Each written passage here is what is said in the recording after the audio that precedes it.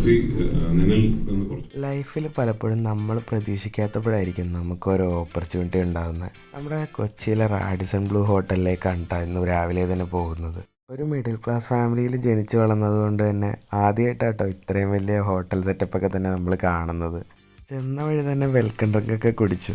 എന്താ പരിപാടി എന്നല്ലേ, മനോരമ ന്യൂസ് പേപ്പറിൽ ഒരു ദിവസം വളരെ അൺഎക്സ്പെക്റ്റഡ് ആയിട്ട് ഞാൻ ഐ നോബഡി കോൺടെസ്റ്റ് എന്ന് പറഞ്ഞൊരു പരിപാടി കണ്ടു. വേറൊന്നുമല്ല, പുതിയ പൃഥ്വിരാജിൻ്റെ സിനിമയുടെ പ്രൊമോഷൻ്റെ ഭാഗമായിട്ടൊരു കോൺടെസ്റ്റ് ആയിരുന്നു. അതിൽ ഞാൻ അപ്ലൈ ചെയ്യുകയും വളരെ അൺഎക്സ്പെക്റ്റഡ് ആയിട്ട് അവരെന്നെ വിളിക്കുകയും ചെയ്തു കേട്ടോ. അങ്ങനെ നമ്മുടെ പൃഥ്വിരാജിനെ കാണാനായിട്ടൊരു ഓപ്പർച്യൂണിറ്റി കിട്ടി.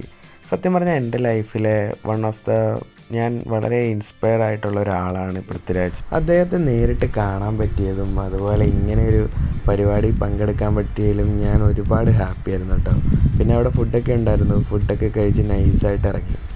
ഇന്ന് പിന്നെ നമുക്ക് എറണാകുളത്ത് പോയിട്ട് കുറച്ച് പരിപാടികളൊക്കെ ഉണ്ടായിരുന്നു. ഒന്നാമത്തെ കാര്യം എന്ന് പറഞ്ഞാൽ എൻ്റെ ലാപ്പ് റെഡിയാക്കാനായിട്ട് കൊടുക്കണമായിരുന്നു. ഇടയ്ക്കിടയ്ക്ക് എന്താണെന്നറിയില്ല, ലാപ്പ് റീസ്റ്റാർട്ടായി പൊയ്ക്കൊണ്ടിരിക്കുകയായിരുന്നു. അങ്ങനെ ഞാൻ ലാപ്പൊക്കെ റെഡിയാക്കാനായിട്ട് കൊടുത്തു. അത് കഴിഞ്ഞിട്ട് ഇനി ഞാൻ നിങ്ങളെ ഒരു ഫുഡ് സ്പോട്ട് കാണിച്ചു തരാം. പലർക്കും അറിയായിരിക്കും, നമ്മുടെ പനമ്പള്ളിയിലുള്ള ഷിഫു മോമോസ് ആണ് കേട്ടോ. ഇവിടുത്തെ ഷെസ്വാൻ മോമോസ് ഒരു രക്ഷയില്ല കേട്ടോ, അടിപൊളിയാണ്. നമ്മുടെ പനമ്പള്ളി നഗറിലെ സെൻട്രൽ പാർക്കിൻ്റെ ഓപ്പോസിറ്റ് ആയിട്ടാണ് കേട്ടോ ഷിഫു മോമോസ്. ഇവിടെ അങ്ങനെ ഇരുന്ന് കഴിക്കാനായിട്ട് ഉള്ള ടേബിളും ചെയറും കാര്യങ്ങളൊന്നുമില്ല. അതുകൊണ്ട് തന്നെ ഞാൻ പാഴ്സലാണ് കേട്ടോ വാങ്ങിയത്.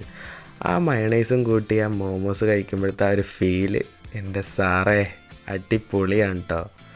അപ്പോൾ മാച്ചയും കുടിച്ച് ഞാൻ നൈസായിട്ട് പിന്നെ വീട്ടിലേക്ക് പോകുന്നു. അപ്പോൾ ഇന്ന് ഇതൊക്കെ തന്നെ ഉള്ളൂ. Okay guys.